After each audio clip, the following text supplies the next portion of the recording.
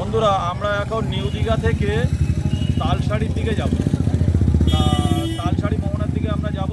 তা নিউ দীঘা থেকে Digha border cross করে জাস্ট হাতের বাঁ দিকে যে রাস্তাটা বেরিয়ে গেছে এটাই হচ্ছে তালসাড়ির রাস্তা।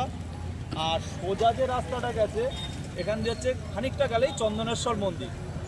আর এখন চন্দনেশ্বর মন্দিরের ওখানে রাস্তাটা প্রচণ্ড জ্যাম, প্রচণ্ড ভিড়, কারণ এখন সবাই বাঘ নিয়ে ওখানে জল ঢালতে যাচ্ছে, এই জন্য ওই রাস্তাটা এখন প্রচণ্ড জ্যাম। আর আমরা যাব মেনলি তালসাড়ির দিকে, তাই আমরা এখন বাদিক দিয়ে এই রাস্তা ধরে বেরিয়ে যাব।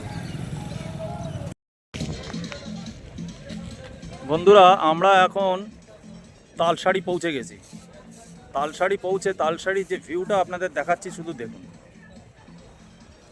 সূর্য প্রায় অস্ত যাচ্ছে, আর ওদিক থেকে রূপনারায়ণ রেখার একটা শাখা এসে ওই যে নদীটা, ওখানে সমুদ্রের সঙ্গে মিশছে।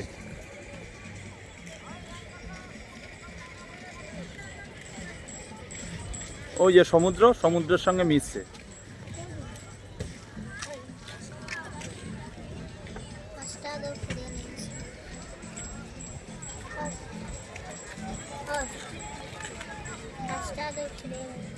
দারুণ দারুণ। এখানে কিন্তু সব নৌকো আছে, নৌকো করে ওপারে নিয়ে যাচ্ছে, নদীর ওপারে। আপনারা চাইলে এই নৌকো ভাড়া করে ওপারে যেতে পারেন। দুর্ধর্ষ, দারুণ জায়গা।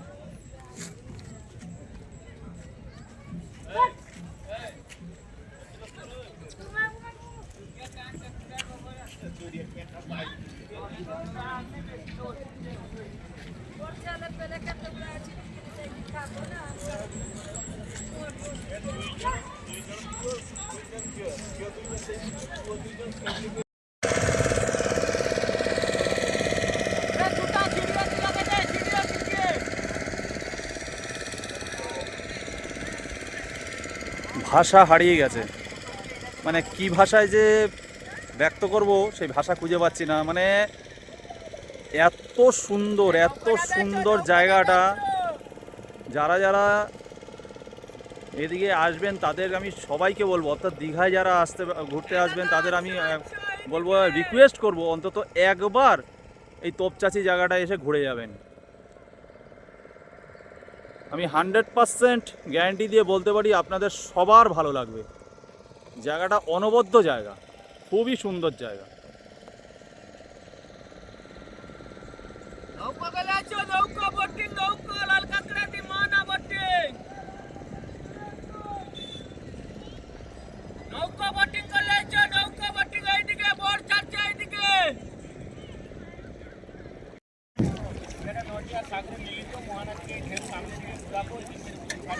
এবার কিন্তু আমার এই ট্যুরের সঙ্গী আমার ওয়াইফ ডলি, ওকে নিয়েই আমি আজকের ভোরবেলা বেরিয়ে এসেছি।